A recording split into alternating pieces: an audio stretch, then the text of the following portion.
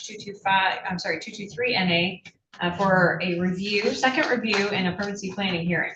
May I have the names of our participants, please? Carson Howitt, lawyer, guardian ad litem. Stasia Thomas, counsel for the department. Magdalene Tour, foster care worker. Mr. McFarland, representing mother, please introduce yourself. Alexia Rowe, mother. Thank you. All right, Mr. Howitt, ready when you are with your report. Yes, Your Honor. I was able to meet with the child at his placement on August 11th, 2025.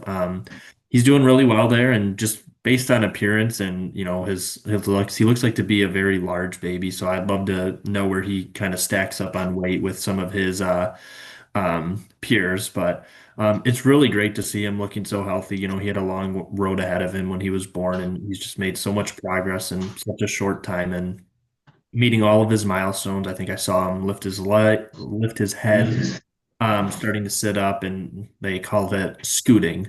So I didn't observe it, but just reports from the caregiver. He's also in a placement with his sister, who's a bit older and kind of on the verge of getting adopted by this caregiver, but they've been able to, spend this time together. And even though he's so young, it's nice to always see siblings placed together. During this reporting period, I did attend a team decision-making meeting with mom to evaluate her progress. And I just want to say she's doing really well and making a ton of progress. So we're all involved with the case, really happy with how she's doing, and really commend her for her progress. And she should definitely be proud of it.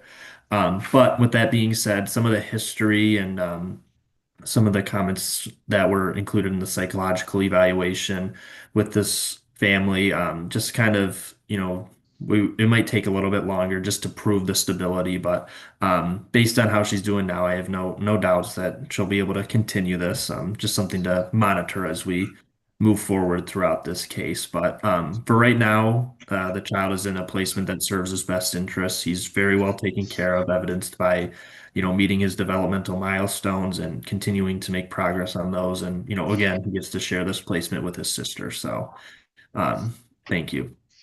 Thank you. Witness testimony today, Ms. Thomas. Sorry about that, Your Honor. I did not realize that my camera was not on. Yes, Your Honor, if Ms. Latour can please be sworn in. Come on, witness stand. You swear or affirm to tell the truth, the whole truth, and nothing but the truth, so help you God? I do.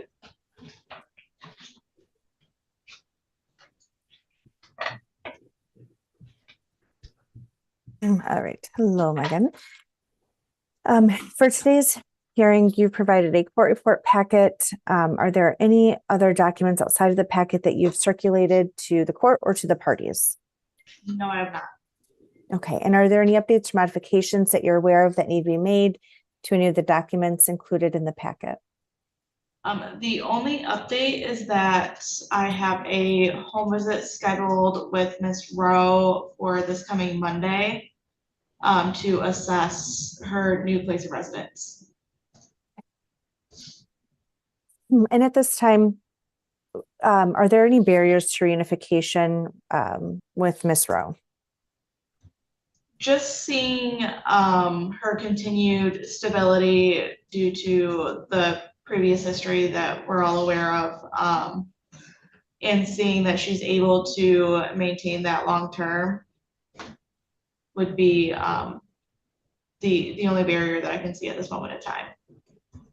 And at this time, your report indicates that in the attached documents indicate that she is actively engaged in substance abuse counseling with Catholic Charities, correct? Correct.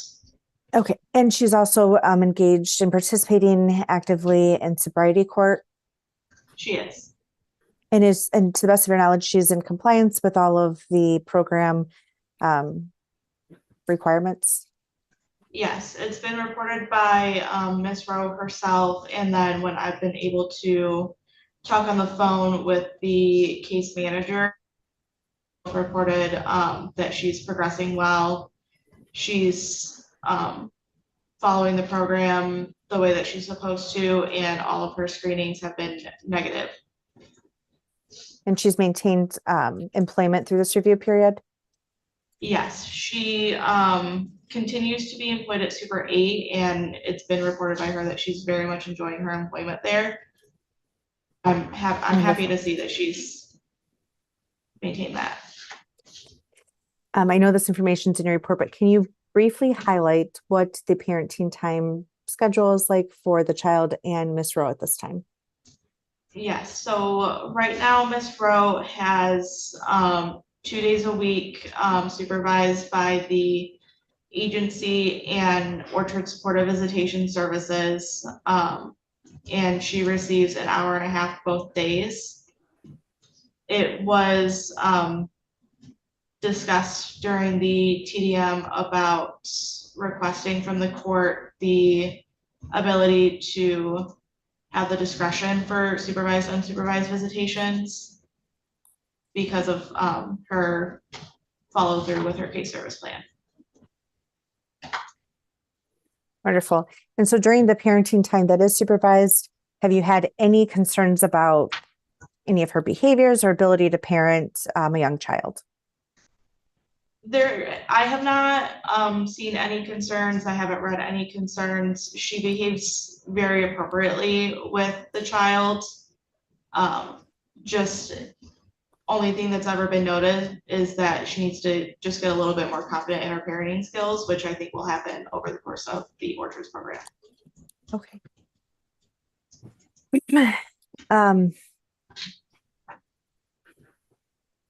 And then I know that we're also here on a putative father component of this hearing, and it looks like DNA has been completed with one individual who is not biologically related to this child, and then there was another individual who did not attend the scheduled DNA testing. Is that correct? Did I read that correctly? Correct. Okay. And then there's 2 other individuals since that Ms. Rowe has indicated could potentially be the father. Yes, that's correct. And at this time, what do you need in an order from the court? We just need for the court to order that those 2 individuals participate in a DNA referral, as I will not be able to make the referral until then. Who specifically? Manuel, I can't remember his last name. Bowman. Manuel Bowman and Robert Allen.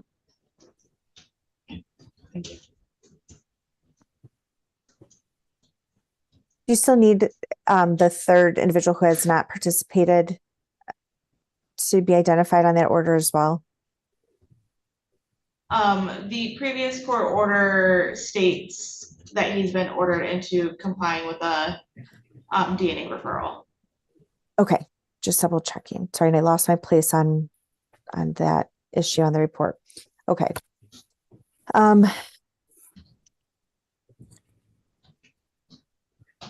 Is there anything from your court report that you'd like to highlight? I mean, everything seems to be going really well. Seems that we're really just looking for long-term stability and compliance, which Ms. Rose demonstrating a willingness to do. So is there anything else you'd like the court to know at this time?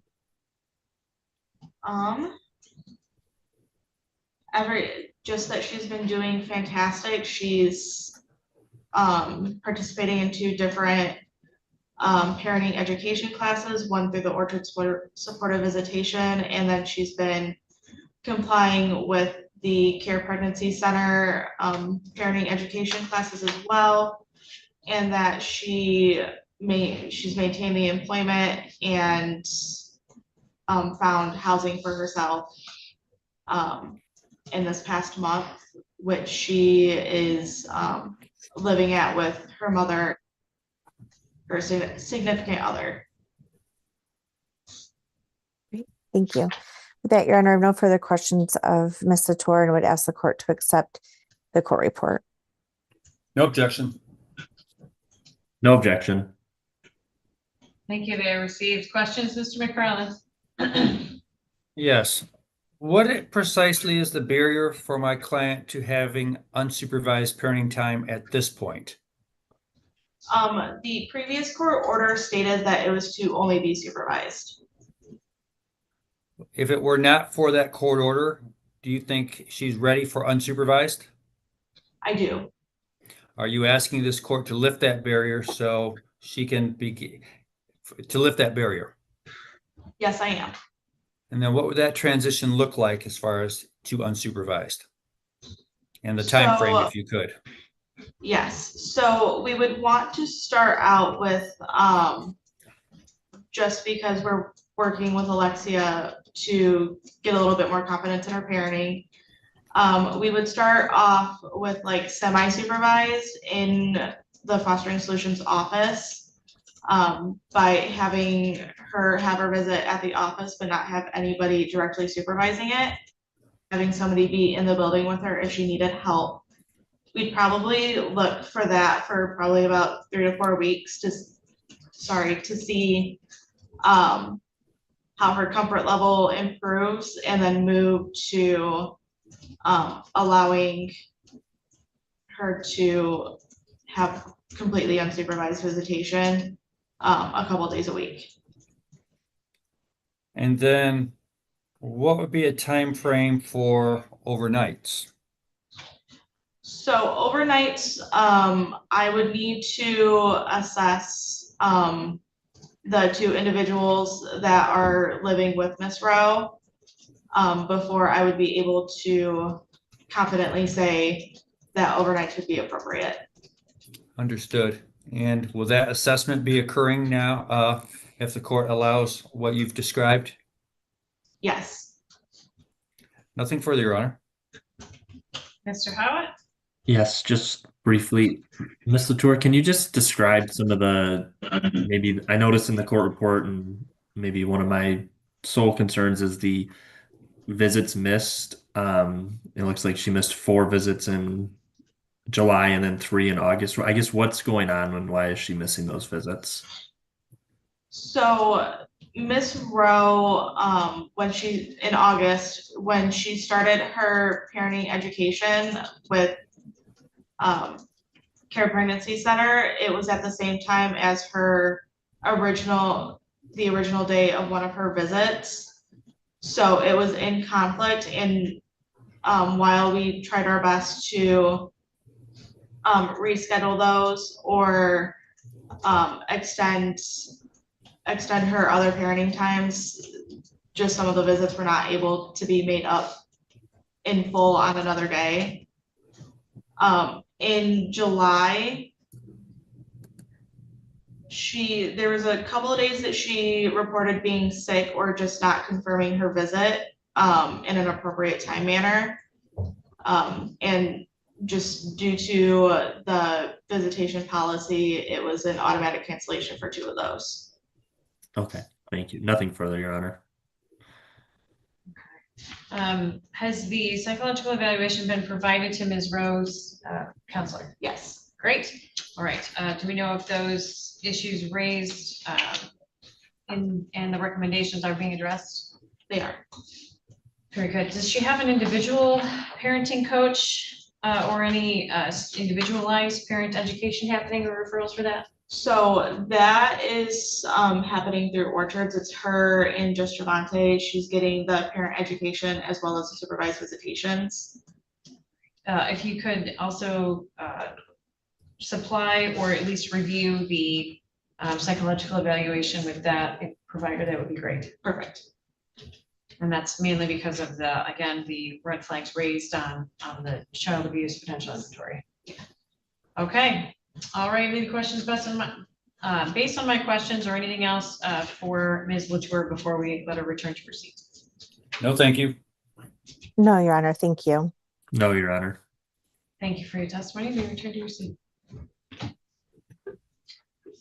Okay, any other witnesses, Ms. Thomas? Not at this time, Your Honor, thank you. Mr. McFarland? Let me inquire of my client if she would like to testify. Would you like to testify today? She said no. Thank you. Then none, Your Honor. Well, Mr. Howard, anyone you'd like us to hear from? No, Your Honor. Very well. I look forward to your comments in closing, beginning with Ms. Thomas. Thank you, Your Honor. Again, I feel like today's a good day. We have 2 parents in a row doing what's asked of them and expected of them in order for them to become the best parents possible for their children. You know that we're pretty early on in this case. You know, I think it's been 6 months since removal, and we have a pretty long history here. I will say that in the last 6 months, though, this is the most progress and sustained progress we've seen from Miss Rowe. And it's really encouraging. And so I'd like to commend her on that. Your Honor, we would ask the court to allow for the agency to have that discretion to transition into unsupervised parenting time. It sounds like Ms. Latour has a really good plan on how to get that accomplished, and I trust her to also complete any background work that needs to be done for unsupervised parenting time within the home that Ms. Rowe is currently living in. And Your Honor, we would again just ask the court to order that the agency be allowed or permitted to do DNA testing with Mr. Robert Allen and Mr. Manuel Bowman. And we'll try to get that scheduled as soon as possible. And I think it would be also prudent just to set this for another putative father hearing at our next juncture. And I think that I would be asking for publication service, just so we can kind of get that going, even if we're not able to get DNA scheduled or if they're not reachable. We at least have that notice to them, and if they don't appear, then they forfeit a future notice. With that, though, Your Honor, I have nothing else. I think that the goal for reunification is appropriate, and we'll see where we are in another 90 days. Thank you. Thank you. Mr. McFarland? Your Honor, Ms. Rowe has made my job easy today, and that she's proceeding nicely on her case service plan, and I can't do any better than to mimic the request of the attorney for the agency, asking for permission to expand into unsupervised parenting time, and looks as though it's been really thought out as to what that's going to look like. So I think we're where we need to be, quite frankly. Thank you. Mr. Howitt? Yes, Your Honor, just as the other attorneys have stated today and Ms. Latour, I think this goal is appropriate, and moving towards unsupervised visitation and the plan that seems to be in place seems, appropriate as well. And just continued progress and stability for Ms. Rowe is what we'll be looking for over the next 90 days. Thank you. Okay, thank you. The court finds all interested parties are given notice for purposes of today's review hearing. I commend Ms. Rowe for compliance on her case services, as well as for obligations through sobriety court.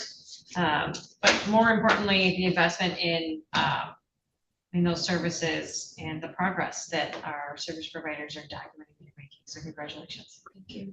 I'm going to grant the request to allow the department to expand to unsupervised parenting time in this case.